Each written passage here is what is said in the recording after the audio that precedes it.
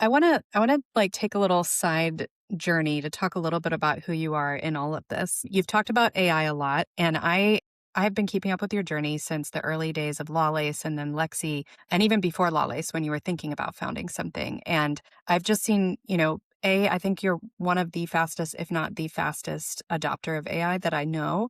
And we have a ton of really AI pilled people in our portfolio and networks. But just, something will launch overnight and I'll see Christina like walking out of the Apple store with a whole new like iMac so that she can use it and test it out because she cannot wait a week to like let the dust settle with a new technology. So I want to just hear like what in your life like prepared you to be all in like that? Like what gives you that sort of like bold, presence? Or not even presence, but just like the willingness to go all in and be like, hey, you know what? I'm going to be first and I'm not going to wait for everybody else to figure this out and tell me how to do it. Well, there's a dark side of that. I make my engineers cry. Yeah, that is a good question. My engineers are really struggling with me with that because if we're 2 weeks, 2 weeks something came out, I'm really mad at them that they're not on top of that. And when I am pressuring them, they're like, it came out only 2 weeks. I'm like, 2 weeks? And you should be on top of that. So I feel like if I don't push, no one else will go at that speed.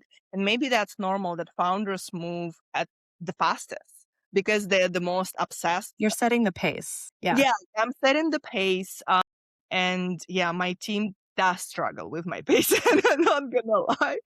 Where it came from, I think it's upbringing. I grew up in Russia. It's not rich family, not powerful. So I always felt that. And plus, my parents had a divorce. It was always like unstable environment, home environment. And Amber, you like know probably some of my like family stories. So I felt like, okay, they're gonna give me a certain level, but I'm on my own.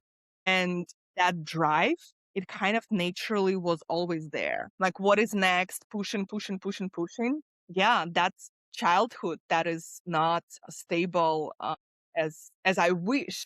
But the other side of that is that it gives you ambition and motivation. Yeah. I get the sense that you're like, if I'm going to do this, I'm going big, I'm going all out. So That leave is, it all on the floor. You know what I mean? and if you think about even logically, right? In order to be great at something, if you want to be top 1% lawyer, athlete, whatever, the amount of hours you have to work and go all Hmm. in, you have to go all in. So why not go big if it's going to take the same amount of work? Yeah, that's kind of how I'm thinking about that.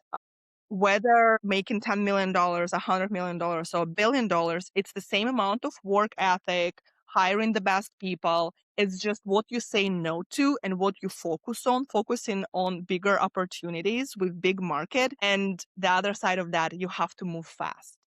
Hmm. If you want a lifestyle business, then you chill. But here, if it's a venture backed company, it's a big market. If you're ahead of people, no one is doing it yet. In 6 months, 12 months, people will be doing that. And I'm seeing it with AI law firms. I was, I think, one of the first ones, if not first. I was not venture back and I learned all of the lessons in 2 years. Now I'm seeing a lot of AI law firms. I'm like, okay, I have maybe 6 months until they learned what I learned. And you gotta use that. Yeah. And 6 months, like, especially nowadays, that can That's give like you a 10 years. great head start. So, yeah. Yeah, especially given the pace of change for everything.